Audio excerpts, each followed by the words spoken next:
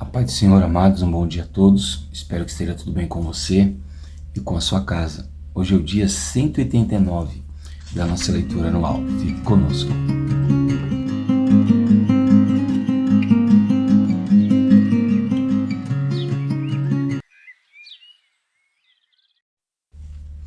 Bom, amados, nós estamos estudando o livro de Provérbios e a nossa porção diária de hoje vai do capítulo de número 4 até o capítulo de número 6, amém? São textos maravilhosos, né? Que vão abrir a nossa mente, nos dar muita sabedoria. Então vale a pena aí o seu estudo, a sua dedicação e o seu empenho nessa leitura, amém? Se você gosta, faça anotações, faça marcações, né? O que for necessário para que você possa crescer espiritualmente. O nosso texto devocional de hoje, ele se encontra no capítulo 4 e o verso de número 23. Amém? E a palavra do Senhor diz assim: de tudo o que se deve guardar, guarde bem o seu coração, porque dele procedem as fontes da vida. Amém? Bom, como nós já sabemos, no livro de Provérbios, ele tem um propósito de instruir, de corrigir, de exortar, de dar sabedoria e de fazer o simples se tornar prudente, né? Então são conselhos, são instruções práticas para uma vida moral, né? Uma vida natural, uma vida cotidiana. Mas também tem princípios espirituais e princípios para a salvação. Porém, o propósito principal deste livro é instruir o homem a ter uma vida justa aqui na terra diante de Deus, para que ele possa ser abençoado, né? Então, o capítulo 4, nós começamos ele com um conselho paternal, né? Ou seja, é um conselho de um pai para com o filho, né? Muito provavelmente conselho de Salomão para algum de seus filhos. E ele vai dizer para os seus filhos amarem a sabedoria, buscarem a sabedoria, priorizarem a sabedoria, porque a sabedoria é alguém que sabe recompensar aqueles que a valorizam. Lá no verso 8 diz assim: valorize a sabedoria e ela o exaltará. Muitas das vezes nós procuramos a exaltação dos homens que nada trazem para nós. Porém, quando a sabedoria exalta alguém, ela eleva essa pessoa a patamares de vida que são completamente diferentes do que ela estava acostumada, como Deus fez com o próprio Salomão, né?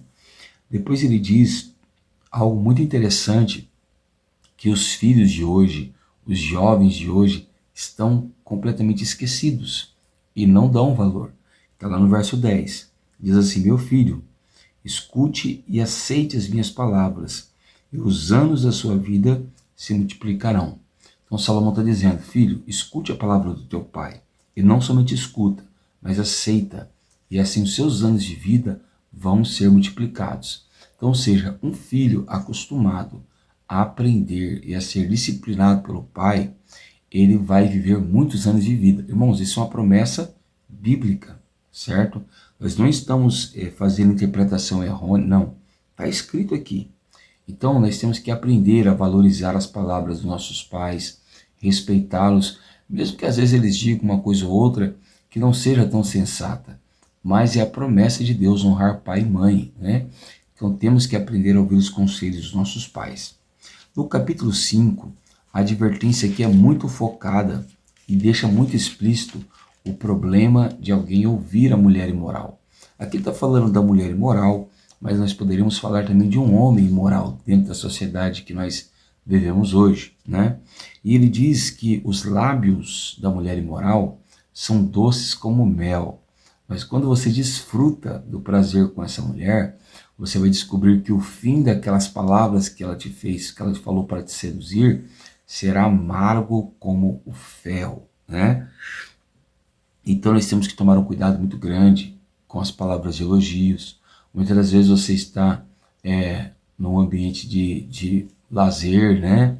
E é um ambiente propício muitas das vezes para que os teus olhos se desviem para caminhos tortuosos, né? Para que os nossos ouvidos se desviem para caminhos tortuosos. E é muito comum quando alguém está sofrendo ou está passando por problemas em casa, que dê atenção para esse tipo de palavras, né? Então é uma advertência. E ainda nesse capítulo, por exemplo, Salomão ele compara o prazer que alguém tem com a água de uma cisterna. E ele diz assim para os seus filhos: não beba a água da cisterna, de outras cisternas ou de outras pessoas, beba das suas próprias cisternas, né?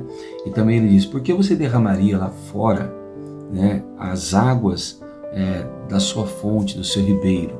Então ele está falando da alegria do relacionamento dele e do prazer carnal de um relacionamento extraconjugal, de um relacionamento fora do casamento. E isso fica muito claro a partir do verso 17, que ele diz assim: que sejam para você somente, e não para os estranhos que estão com você. Seja bendito o seu manancial, e alegre-se com a mulher da sua mocidade. Então ele está falando para as pessoas que o manancial dele é o lar, a família, o quarto, o aconchego dele. Olha o que ele está dizendo: bendito seja. Então a intimidade entre o casal é algo tão bem visto diante dos olhos de Deus como um manancial de águas vivas, uma fonte de águas, que flui águas cristalinas, águas saudáveis para poder saciar a sua sede. É assim que Deus enxerga a comunhão entre o esposo e a esposa, né? A intimidade deles. E é interessante que ele diz que você deve se alegrar com a mulher da sua mocidade. E aqui ele não está falando das garotinhas que os jovens namoram, não está falando dos garotinhos que as mocinhas namoram. A Bíblia não olha isso. Isso não é um conceito bíblico. Um cristão não tem que pensar em ficar namorando várias pessoas na sua adolescência. Ele está falando daquela mulher que aquele rapaz se casou quando jovem, né? Está falando da sua esposa. Então, se você quer se alegrar, se você quer sentir seus prazeres, tem que ser com a sua esposa. E a esposa, a mesma coisa. Se ela quer sentir os seus prazeres, tem que ser com o seu marido. Amém? E muitas das vezes a gente deixa de ter esse esforço, essa dedicação dentro de casa, de ter esse prazer, essa alegria que Deus nos criou para sermos assim, e acabamos buscando na mulher estranha, como Salomão nos adverte aqui. Amém? O capítulo 6 vai primeiro falar sobre a questão da fiança, né? Para você não ficar por fiador de ninguém e nem estar devendo ninguém. Se por acaso acontecer, lute para pedir perdão e pagar essa pessoa o mais rápido possível, porque isso vai te gerar sofrimentos infindáveis. Se você já fez isso, você sabe que é verdade, né? Depois ele vai falar para que as pessoas abandonem a preguiça. E aqui ele está falando de pessoas que não gostam de trabalhar. E aqui não é uma crítica, né, amados? É um conselho bíblico. E ele diz que o melhor professor para ensinar alguém a trabalhar é a formiga. Olha o que ele diz no verso 6. Vá ter com a formiga, ó preguiçoso, e observe os caminhos dela e seja sábio. Ele está dizendo que a formiga é sábia, porque a formiga trabalha sem cessar. Então não é um problema o homem trabalhar. O problema é quando o homem não trabalha, tá? Então Deus nos criou assim. Ele disse que o homem deveria viver do seu próprio suor. Então nós temos que nos dedicar ao trabalho. É assim que Deus vai prosperar a nossa vida. Com todo o respeito que eu tenho pelas pessoas, você pode fazer 1000 campanhas, você pode fazer propósitos, mas, amados, não é assim que você vai ficar próspero. É trabalhando, amém? Então trabalhe e Deus com certeza vai te prosperar, né? Ele vai dizer assim ainda, falando sobre a preguiça, lá no verso 10. É assim que as pessoas dizem: um pouco de sono, um breve cochilinho, braços cruzados para descansar. Sabe o que vai acontecer com essa pessoa? A sua pobreza virá como um ladrão, e a miséria atacará como um homem armado. Então ele está dizendo que a própria preguiça da pessoa vai colocar ela em condições miseráveis. Amém? Bom, no capítulo 6 ainda, ele vai dar uma advertência contra a maldade, né? Aquela maldade que habita no coração. Foi por isso que eu guardei aqui o nosso devocional no capítulo 4, verso 23. Então a maldade no coração é um perigo para o homem e para a mulher. Eu vou te dar um exemplo dela. Deus inspirou Salomão a dizer isso, a partir do verso 16. 6 coisas o Senhor Deus odeia. 6 coisas ele odeia. E uma 7ª a sua alma detesta. Então vamos ver quais são as primeiras coisas. A primeira, olhos cheios de orgulho. Então Deus odeia o orgulhoso, certo? Segundo, a língua mentirosa. Terceiro, as mãos que derramam sangue inocente, certo? Quarto, o coração que faz planos perversos, aquela pessoa que fica pensando em fazer o mal para os outros, né? Pés que se apressam a fazer o mal, aquela pessoa que tem anseio de prejudicar as outras pessoas e faz isso o mais rápido possível.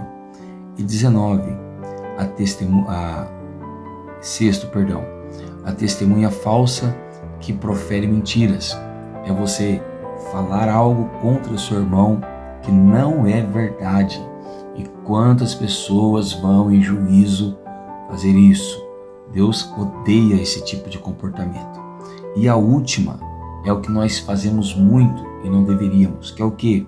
O que semeia discórdia entre os irmãos. Irmãos, Deus detesta esse tipo de comportamento. Deus não fez o homem para entrar em brigas, em contendas, principalmente dentro da igreja e dentro de uma família. Amém? Então que não seja eu, que não seja você, o semeador de discórdia entre as pessoas. O nosso texto devocional, do capítulo 4, o verso 23, diz assim: de tudo que se deve guardar, guarde bem o seu coração, porque dele procedem as fontes da vida. Então, vamos lá. Fonte está falando de nascente, certo? Está falando de um fluir de vida. Então preste bem atenção que ele disse que de tudo na sua vida que você tem que se preocupar em proteger e em guardar, não é a tua casa, não é o teu carro, não são os teus bens, não é a tua conta bancária. A gente coloca câmera na casa, alarme no carro, a gente paga seguro no banco. A gente faz tantas coisas, irmãos, e nós esquecemos de guardar o que é mais importante, que é o nosso coração. Por que Salomão está dizendo que o nosso coração é o algo mais importante que nós devemos guardar? Ele não diz que nós devemos guardar apenas, diz que nós devemos guardar bem, cuidar bem. O motivo é porque dele procede as fontes da vida. Ou seja, dele vai nascer tudo o que acontece na tua vida. Então vamos supor que você está odiando alguém no momento, está rancoroso com alguém. Esse rancor, esse ódio nasceu lá no teu coração. Vamos dizer que você está amando alguém. Esse amor que você está sentindo por essa pessoa nasceu lá no seu coração. Quem sabe você está muito feliz por estar cursando uma faculdade, estar começando numa empresa nova. Essa alegria nasceu lá no seu coração. Então tudo o que vai acontecer na tua vida, primeiro nasce lá no teu coração. Então nós precisamos mesmo nos dedicar em guardar o nosso coração. Como que eu guardo ele, pastor? Tomando cuidado por onde eu ando, o que eu vejo, o que eu ouço, né? Essas coisas é que vão entrar dentro de mim e vão contaminar a minha alma. Cuidado com o que eu falo, né? Então, tudo isso é guardar o coração. Amém? Eu sou o pastor Tiago, da Igreja Pentecostal Poder da Palavra, e quero orar por você nessa manhã. Abra o seu coração, feche seus olhos e vamos orar juntamente comigo. Senhor nosso Deus e nosso Pai, somos gratos pelo Senhor nos dar mais uma manhã, mais um dia de vida, e te pedimos nessa manhã pelo teu perdão e pela sua misericórdia. Senhor, nos abençoe poderosamente, nos ajude poderosamente. Senhor, ó Pai, trabalha sobre nós e através de nós, e que o Senhor venha continuar falando, ó Pai, aos nossos corações por meio da sua palavra. Senhor, ó Pai, ordena sobre a vida dos teus filhos também a sua bênção e a sua sabedoria, como este livro maravilhoso de Provérbios nos ensina através de vários conselhos, que nós venhamos guardar esses conselhos e colocá-los em prática, para que assim nós venhamos ser sábios, prudentes, venhamos ter uma vida digna diante do Senhor.